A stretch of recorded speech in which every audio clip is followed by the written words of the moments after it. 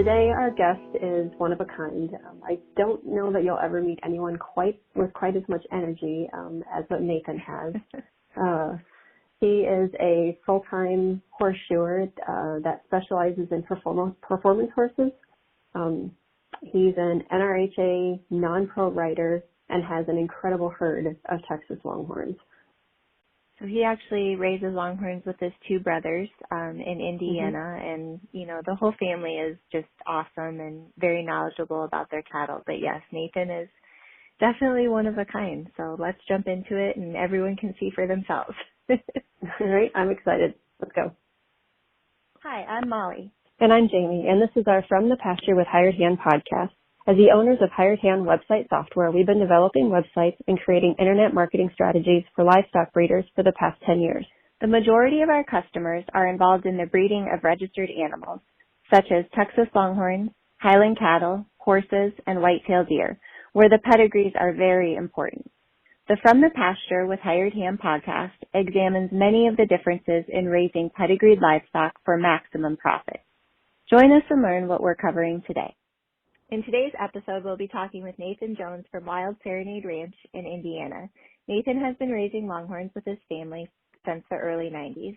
Nathan also shoes horses. Hi, Nathan. Thanks for joining us today. Hi. Thanks for having me. Would you please take a second and tell us more about Wild Serenade Ranch? Well, what Wild Serenade Ranch is, it's a ranch, of course, I own and run. It's in southern Indiana.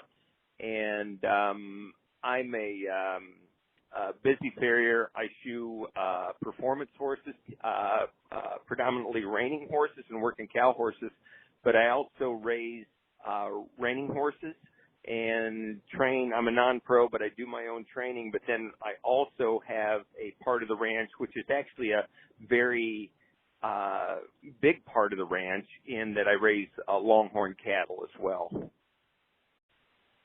So everyone brands their cattle, but I wonder if many people don't know why they have to brand their cattle. Can you give us the history of why people brand? I'll do my best, and I can relate some personal experiences. I've got some personal friends that ranch. Excuse me. They ranch out in South Dakota, and a few years ago, when I had time, I would haul 2 or 3 head of horses out there in the spring when they brand. Typically out there, they brand roughly when the calves are about 3 months old, and they brand in the spring. Some of the ranchers out there will have some fall calves they'll brand, but predominantly out there it's spring branding. And it's really cool out west. They trade, for example, if I show up at somebody's ranch and I bring 2 people to help with their branding, then when I brand, they reciprocate. They bring themselves and 2 other people, and it's a fun deal. Everybody brings horses, and this is old school. I mean, they're gathering all the mamas and babies, and then they sort the mamas off the babies and light the fires, and they go to with roping and heeling calves and dragging them to the fire.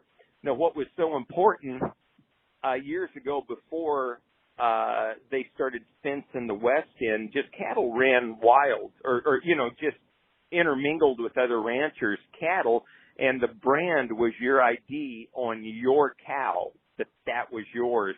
And then they would do the roundups, cut everybody's cows out, and then you sold your calves, or did whatever. But it's definitely a mark of identity and ownership on the animals. Now, and still today, west of the Mississippi, branding is very, very important, because they've got cattle out, or one thing or and they still have today, they have rustling.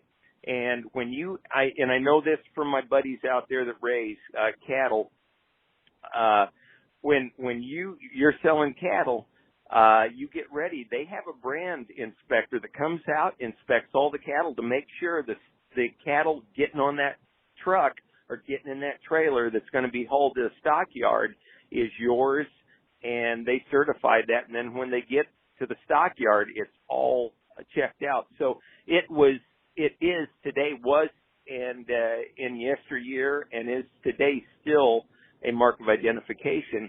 And with the Longhorns, Longhorn cattle have a huge tradition, and they're an incredible animal, and the tradition of branding follows them.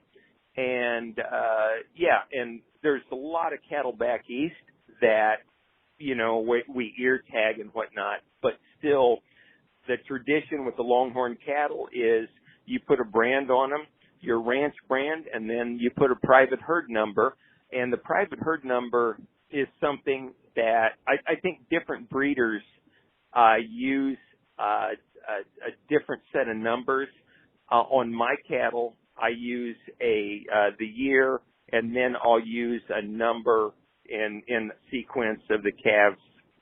So when you ride out there or walk out there or whatever, you can just look at the hip of the animal and tell his age, and it's pretty quick. So and I know that's a long dissertation about branding, but that's there you go. Well, it's definitely an interesting story, and I'm sure branding has changed a little bit from when it was first started. But can you tell us the difference, the different types of branding? Well, there, like I say, out west, what works with my buddies, well, anybody out there, and it's just fast. These guys are machines. Once they sort the mamas off the babies, you know, we may gather, like my buddies run, I think they run 900 head of mama cows. Well, and they don't do them all in one day, obviously, but they'll have 30, 40, 50 people show up. Once they separate the cows from the calves, then they'll heel the calves, and then there's two lines, and I know them well enough, and this might interest some people listening or whatever that's never been out there to a branding. There's a hierarchy, a kind of an unspoken hierarchy out there as the branding proceeds. The guys that are going to brand are the ranch owners, and the guys that are going to castrate the bull calves are the ranch owners. And you don't roll in there and go, hey, I'm going to rope. No, you get asked to rope. If you don't get asked to rope, there's going to be two lines formed all the way across the end of this branding pin, and the ropers will heel a calf and drag this calf to these two lines of people. When the calf comes through the line of people, one person grabs the rope and tails the calf, and the other person goes to the head. They'll drop down, put a knee on the neck, and bend the front leg, and that pretty much immobilizes the animal. The person that tails the calf, their butt will hit the ground. They'll grab the hind leg that is up. Now these, and let me say this too. It depends obviously on what side your brand goes. Some people will brand left, some people will brand right, and so you want the brand side to point up. The side that's up, the person behind the calf will butt on the ground. They'll take both legs and put against the hock that's laying on the ground and pull the top of the leg back to them, and that pretty much immobilizes the calf. And then the ranchers run over and put their brand on the calf. Now, the cattle out west typically just get the ranch brand. They don't get a private herd number like our cattle do. Okay, so it sounds like one type is definitely with the hot branding iron. And then is there another type of branding that people do as far as is it like? There's freeze branding, and freeze branding I've seen is really popular in the registered Angus. It shows up white. I mean, you've got to shave it to freeze the brand. The brand's applied to the skin and has to be held there quite a while as opposed to hot branding. Hot branding is a lot quicker. And it just, we freeze brand our horses. There isn't, you can freeze brand without sedation on a horse. And of course, cattle, when you're freeze branding, they're going to be in a chute. You're not going to, roping, let's say, drag calves to freeze brand them. That's going to be quick. It's going to be hot branded and hot branding. And I've had people ask me if that doesn't rattle cattle and make them wild. And you know what? It really doesn't. The calves, even my calves at home, we brand them. They just run right back over to the mama cow and start nursing, and it's no big deal to them. It's not. People give. I think in some cases give animals human traits, and they don't have that. They don't react like humans do at all. So, and the two types of branding would be hot branding and freeze branding. So in your opinion, you went over a few of them, but are there any other pros and cons to the two different types that someone who maybe hasn't ever branded before, that is thinking of purchasing the equipment, that you could fill them in on the pros and cons so they can make a decision? I've used just a branding iron. I've used the electric brands. I would say the electric brands are going to be more expensive to buy, but for somebody starting out, I think it's probably the best choice because you plug them in. Once the brand heats up, it's going to heat up at the temperature that you need to brand the animal, and so you're going to end up with a better brand.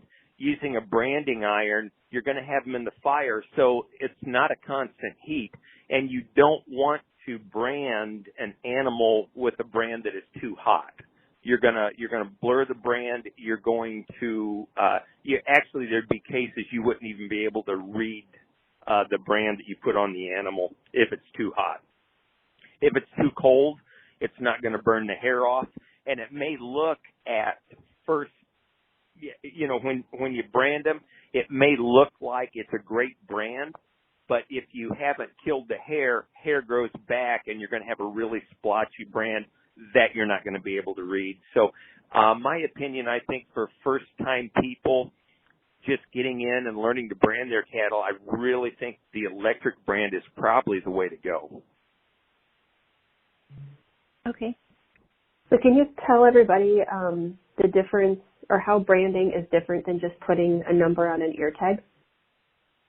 Well, a brand is permanent, and if you can learn to do it properly to where you get a brand that's not blotchy that you can read, it's permanent. An ear tag, even our cattle, and I've got some hill country at the ranch and some timber and whatnot, and here and there I have cows rubbing their ear tags off.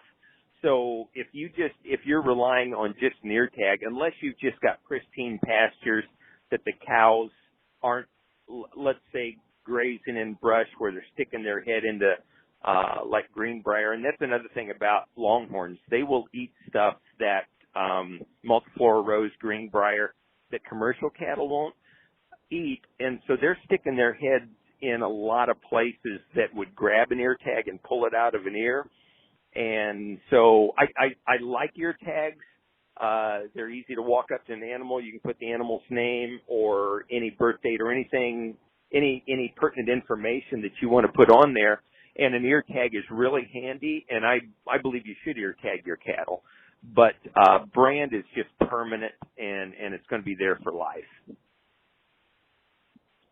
With the branding as well, we're not only talking about adding, maybe the number system that the ranch has to the animal in its brand, but also the actual brand of the breeder. So, that way when an animal goes through a sale ring or is sold a few times down the road, the original breeder is getting credit for that animal.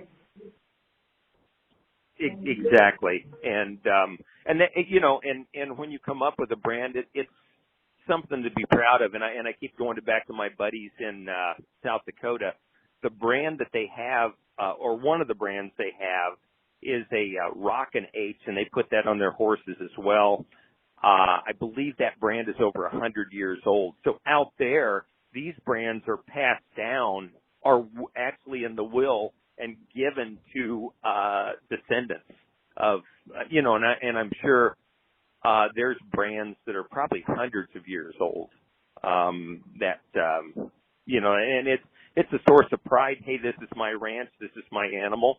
And, so that kind of is, what a brand's all about. They definitely have a lot of meaning behind them. That's for sure. They do. Yeah. When you brand your cattle, are there other treatments that you usually give calves at the same time, or is it solely branding? No, at the time that I brand, I give them a respiratory vaccination and a blackleg, and then I also, in 6 weeks, then I give them a booster vaccination of Bovishield.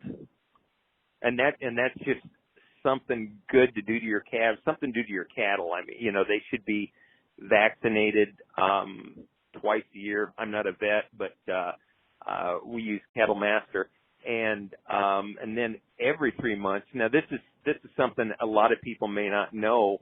I live my ranch, even though it's in southern Indiana, it's kind of wilderness. We've got a lot of white-tailed deer and a lot of coyotes. And along with white-tailed deer and coyotes come the leptovirus. And your cows can actually abort prematurely even before calving. So what we do then, every 3 months, then we also vaccinate for lepto, because in the lepto in the Cattle Master really is only effective for 90 days. So then we go back every 90 days thereafter and hit our cattle with lepto. So I know maybe that's off the topic of the baby calves, but just something that ran across my noodle right then that might help other breeders if they're in the situation that I'm in. Right. You've talked a little bit about how, you feel that animals don't have the same, feelings as humans, and sometimes that's hard to separate and everything. But is there anything that folks can do to reduce the pain when branding? I think, they could sedate a cow. That gets a little tricky. For somebody that doesn't do that, they may want to have a vet there to sedate them. But in my experience, if you've branded a few animals, it's quick. The animals don't really struggle that much, believe it or not. And I've had actually a few calves don't even bawl. They just stand there and take it. It's like no big deal. So I would say somebody that might be kind of skeptical about or apprehensive about that, if they've just got a few, they may want to have a vet. That in my opinion could be going a little far, but I would never be down on somebody that wants to do that though. So, but that would be what I would say. But I would, if you're just getting started and you haven't done that, I would say, don't try to sedate the animals yourself. Have a qualified professional there if that's the route you choose to take with it. And what about preventing infection? Is there anything that folks should do or apply after they do the branding to help prevent infection? I have never had a problem with infection. When I'm castrating, I'll use iodine solution. But when I'm branding, we brand, and I've never had a problem with it. So you've offered a few tips here and there as we've been talking. What are some of the best practices when branding? The number one right off the top of my head, don't try and brand a wet animal. And I know probably, and I've been in the situation, you've got a branding planned and you've got to do, you've taken off work or one thing or the other, and then it rains. Really just put it off for another day. And I know that can be a pain, but it just doesn't work trying to burn through wet hair. When I'm branding, and I've done it both ways with horses, heeling calves with a rope, and when you've got help, At the ranch, a lot of times they don't have help, so we've started branding in a chute. We just squeeze them down, and then I had my chute built that I use. I had the drop bars on the right. I brand my calves on the right side, so my drop bars are on the right side. So we get them in the chute, squeeze them down to where they're pretty immobile, and then I'll let the animal fill the brand. I'll have the brand ready to go, and then I'll touch him, but I won't go all the way in because the animal in a lot of cases will jump or struggle for just a little bit. So I'm going to touch him and let him settle back down. And and then also some of the calves, depending on what time of the year, they're going to have some long hair on them. You want to make sure that hair gets burnt off. So I will touch the calf, kind of burn the hair, and I'm going to have leather gloves on because also at times if you have a calf with really long hair, some of the hair like around the brand will ignite, and I'll just take my glove and just wipe that hair and that knocks the flame right out. But then I'll touch the brand the second time to the animal and then just watch what I'm doing. Keep it on the animal, and then when I pull the brand off, I want to make sure I've burnt all the hair off. And it should be your brand when you take it off the animal should look like, let's say, used leather. And you can take your glove and kind of brush on that brand, and any hair that you haven't burnt off will kind of rise back up, and then you'll be able to see where you're at. And then you may want to touch that brand right to just that area and make sure the hair gets burned off, and there's your brand. Love what you're hearing? Be sure to check out our Pickup Truck Confessions. It's a video series where we hop in the truck or a rental car and interview a variety of breeders about what drives their passion for their livestock, how they got started in the breed of their choice, marketing tips, and more. And now, back to the podcast. So it sounds like hot branding is your preferred method and what works best for you. It is. I've tried to. I had a couple black calves that I thought it'd be really cool to freeze brand them, and I tried that. And the freeze branding it partially showed up. The hair grew back in white, but the results weren't anything close to what the hot branding is. And so, yes, to answer your question or to add to your statement, my preferred is the hot branding. So you talked a little bit about how, you wouldn't recommend branding in the rain or wet animal. Tell us a little bit about how many times a year you recommend branding and if it goes better in certain seasons or when the animals are certain ages. Well, I brand like in the Longhorn industry, and I guess we're talking about Longhorns, even though I've made some diversions here. But anyway, to register them, they've got to have a brand on them, and I'm going to brand my calves. So my system is before I wean off the cows, I'm going to brand the calf, and then we're going to register them. And I'd like to brand when they're on the cow because I feel like they like to run back to mama and nurse, and they just get that, closeness, the bonding with the dam. And I think it's just better. And the calves are not wild. I said early on that the calves, I've had people go, well, aren't those calves wild when you brand them and stuff like that? And they're really not.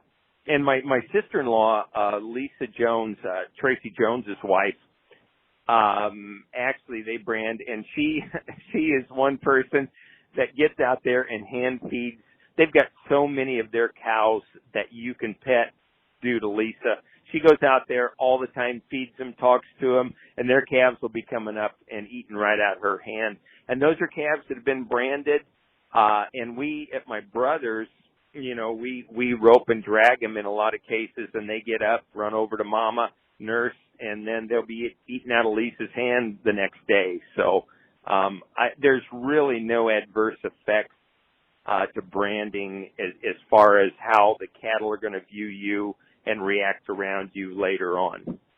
So Nathan, in past years, you, Dan, and Tracy have held a branding day at the ranch. And from what I know, it kind of turned into a weekend-long event where a lot of people come out, watch branding, eat Longhorn beef and all of that. How did that help? By you having that at the ranch, how has that helped first-time breeders with their branding? Well, what we did, that is a really great event that my brothers, Hoosier Longhorns, put on. And it brings people that aren't even cattle people because it's just fun to watch. And I have some clients that are real cowboys, and they come out, and then I invite any of my clients that have horses that want to help gather. They bring their horses, and I don't put those people in pressure situations, but they get to kind of trail along, and it's just a fun day for them. But we also extend the invitation to first-time breeders. If they want to bring their cattle, we'll brand or assist them in branding, and it's turned into 4 or 5 other breeders who will bring their cattle along in their trailers and then kick them out, and we'll brand them. They bring their own brands. If they want to apply their own brand, I will look over their shoulder and talk them through it. If they want me to do it, then I step up and brand their cattle for them, and it's just a good time. It's a great social event, a lot of camaraderie, and a lot of talking about cattle and kids and horses and the whole deal, and it's just a great event. It sounds like it, and I think you all usually hold that in the fall, right? In September or October, typically. Yeah, and exactly. And my brothers, what they do, they haul a lot of cattle to futurities and hit some sales. So typically, it's scheduled on a weekend that there's no futurities, no sales, and no basketball games for the Jones kids, and that's usually how the weekend is decided. Okay.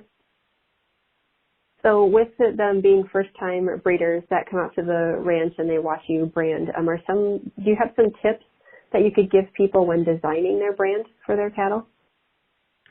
Right off the top of my head, the first tip is don't make your brand too intricate.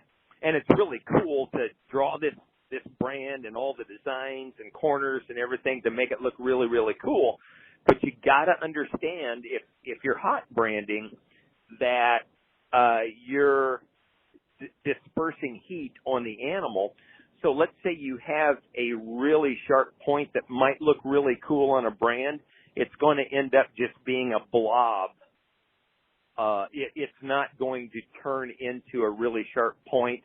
Or if you've got a lot of small numbers and letters, they're not going to show up like that. It's just going to be just a bold brand. So try to, when you're designing a brand, and I'm not saying don't have letters and numbers and designs. That's all good. But I would probably go with more radiuses versus sharp points, and then make it a little, maybe a little bit larger. Just don't get too busy with it because it won't, unless you're freeze branding. Now, freeze brand is different. You can get a little more artsy with a brand if you're freeze branding, but for hot branding, just kind of keep that in mind about the distribution of heat across the animal's hide. Okay, so definitely it sounds like the simpler the better for hot branding, and then you can get a little bit more creative with freeze branding. Exactly. So it sounds like you've branded a lot of animals in your days. Do you have any funny stories from any of them? Probably the first one. This one's kind of funny. You would have to know him, but my buddy Ben Bowman is he trains working cow horses, and I've shod for Ben forever. But he is a real cowboy, and he's in Indiana. But believe it or not, part of his business is catching wild cattle. And it is amazing how many people have loose cattle, or let's say somebody in the family gets older, they pass, and the family don't want to have all these cows, Ben and his buddy Spencer Grubb will go in and clean out the cattle, catch them, and most of these cattle are feral. So Ben can rope. I mean, he's the real deal. He could cowboy anywhere in the western United States and go up against anybody, and I just really respect this guy. So we were doing a branding at my brother's, the Hoosier Longhorns, and kind of a startup breeder had bought some cattle from them. Well, they didn't brand for a couple of years. Well, they had a couple 2-year-old bulls that they wanted to brand, and they wanted me and Ben to head and heel these bulls, and they wanted to brand them on the ground, which, you know, is fine to do. So and the way my brother's system is set up, they've got a barn, and then around a smaller barn, and then around the barn are catch pens, and then 4 or 5 catch pens, and then a big arena that we drag the calves in. We'll rope them in a smaller pen, drag them into the big pen to brand them. So they took this, kicked this 2-year-old bull, and this thing was a little bit wild. He hadn't been around people. He'd just been turned loose. So they kick him out of the trailer into the catch pen. So me and Ben ride our horses around, and the plan was Ben was going to head him, and then I was going to heel him. So we're going to stretch him, and then these guys were going to brand him. So we ride our horses around the catch pen, and this bull, and for you people that have been around cattle that are pretty nervous, you'll know the posture and what these cattle do. But we walk around there, and we look at this bull in the pen, and Ben says, well, just open this gate, just ride your horse in there, and when he trots out, he goes, I'm going to rope him, and I'll just track him around through these gates into that big pen. I'll turn him, and you heel him. So I go to ride my horse in the pen, and this bull puts his tail head up in the air, drops his back, and he picks his head up, and he looks at my horse, and I'm thinking, you know what? I bet this isn't going to go good. Well, this bull come out of that gate 9-0. Ben didn't even have a prayer of roping this thing. This thing had the afterburners lit. So we lope our horses around through these catch pens. This thing was in the big arena, and Ben's had a great at the time had a great rope horse, and he had to run this thing probably 4 times around that pen until he could even get a rope on him. And Ben had to lean out over his horse and throw his loop a long, long way. And then he had to track him probably 2 more times around that pen to shorten him up enough to turn him so I could heel him. And I mean, in the end, we got him dropped and branded. But it was really funny to see that bull come out of that pen like that, because we thought, we've got this thing figured out. Well, we didn't. But there's just been all sorts of stuff. I mean, it'd take, I don't know, several podcasts for me to tell stories of branding and cowboying and stuff, that things that we've done in that regard. But yeah, probably with the Hoosier branding, the one that stands out is heading and heeling that 2-year-old bull. But it's been fun, and I love Longhorns, and I love the cowboying, and I love the Longhorn people. Well, thanks for joining us today and sharing all your wisdom and your stories with us. We really appreciate it. You guys are so very welcome.